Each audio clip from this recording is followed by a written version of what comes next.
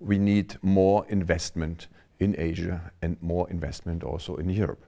Therefore, it's not just a coincidence that the Asian Infrastructure Investment Bank comes now in parallel with the European Fund for Strategic Investment.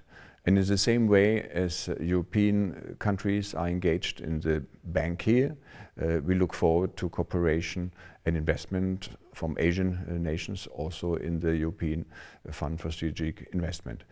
And it's very important that our financial institutions, the European Investment Bank on our side, and this new bank, of which 40 members obviously will be also shareholders from the European Union, work closely together. The AIB is a great success. We were offered to sign up already last summer, so like a year ago, but things went very fast and it's a resounding success. We were number one amongst European countries to sign. We are convinced that any additional financing can help develop smaller or poorer Asian states. So the news that the capital will be $100 billion is good news. Well, obviously we thought there is an important future and there's an important room for the bank, which is why we in Israel decided to become charter members of this institution.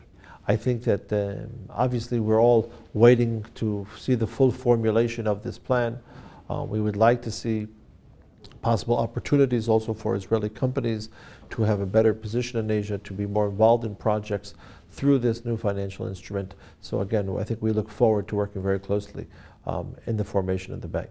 Well, I am convinced it will. That's why Poland joined AIIB as the only country from Central and Eastern Europe. The Polish governments look at this project as a very potentially interesting, important project. It is of course aimed at developing infrastructure in Asia, which is again obviously supportive institution for the One Belt One Road concept, which is currently being focused on Asia. But in the future, we expect it will be also embracing activities outside Asia. And this may be one of the most important financial institutions globally in the years to come. No, let me tell you, I think that in the present situation in the world, and in all regions, infrastructure is a very, very important component. And I think that good institutions that can be created, well, that's a very good idea. And we should not look at them as a high competition to others. They are complementary. So I think it's a very good initiative.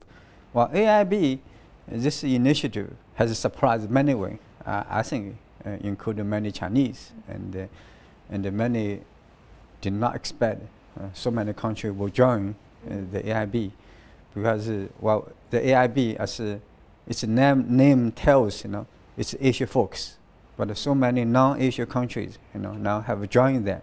That means it's a wonderful project. Otherwise people will not join that. If you look around the world, when economy is good, whether you have democracy or not democracy, people will have a good life.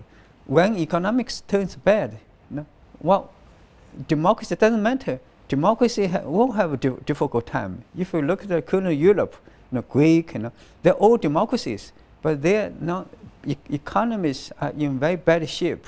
So the government, society, all have difficulties. That means, in an age of globalization, just really we're in the same boat, right? We're in the same boat. We know this is what China calls so-called a common destiny, right? So I would say for all countries, the development, economic development is still the hard to choose, right? Without the economic sustainable economic development, all countries, all economy will get trouble, right?